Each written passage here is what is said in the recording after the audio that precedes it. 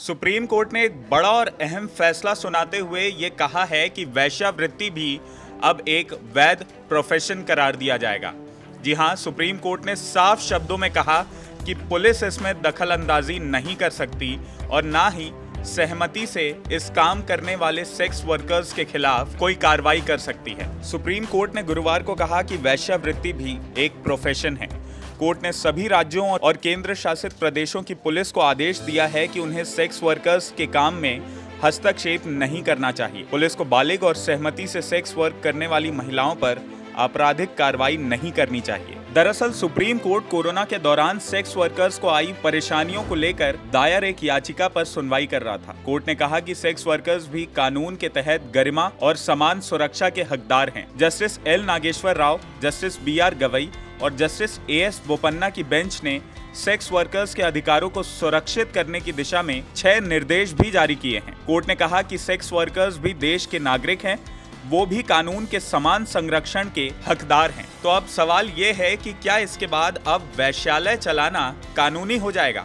तो इसका जवाब है नहीं। सुप्रीम कोर्ट ने साफ शब्दों में कहा है कि स्वैच्छिक वेश्यावृत्ति अवैध नहीं है, सिर्फ वैश्यालय चलाना गैर कानूनी है।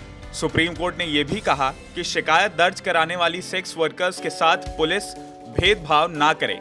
अगर उसके खिलाफ किया गया अपराध यौन प्रकृति का हो तो तत्काल चिकित्सा और कानूनी मदद समेत हर सुविधा प्रदान की जानी चाहिए। कोर्ट ने कहा कि सेक्स वर्करों के प्रति पुलिस का रवैया अक्सर क्रूर और हिंसक होता है। यह ऐसे वर्ग के होते हैं जिनके अधिकारों को मान्यता नहीं है, इसलिए उनके मामलों में संवेदनशील रवैया अपनाने की जरूरत है। बेंच का कहना है कि इस देश के हर नागरिक को संविधान के अनुच्छेद 21 के तहत सम्मानजनक जीवन जीने का अधिकार मिला है। अगर पुलिस को किसी वजह से उनके घर पर छापेमारी करनी भी पड़ती है तो सेक्स वर्कर्स को गिरफ्तार या परेशान ना करें। अपनी मर्जी से प्रोस्टिट्यूट बनना अवैध नहीं है, सिर्फ वैश्यालय चलाना गैर कानूनी है। महिला सेक्स वर्कर है सिर्फ इसलिए उसके बच्चे को मां से अलग नहीं किया जा सकता। अगर बच्चा वैश्यालय या सेक्स वर्कर के साथ रहता है, इससे ये साबित नहीं होता कि वो बच्चा तस्करी करके लाया गया है। कोर्ट ने यह भी आदेश दिया है कि पुलिस को प्रोस्टिट्यूट के साथ सम्मान के साथ व्यवहार करना चाहिए। पुलिस को उनके साथ मौखिक या शारीरिक रूप से बुरा व्यवहार नहीं करना चाहिए। कोई भी सेक्स वर्कर को यौन गतिविधि के लिए मजबूर नहीं कर सकता।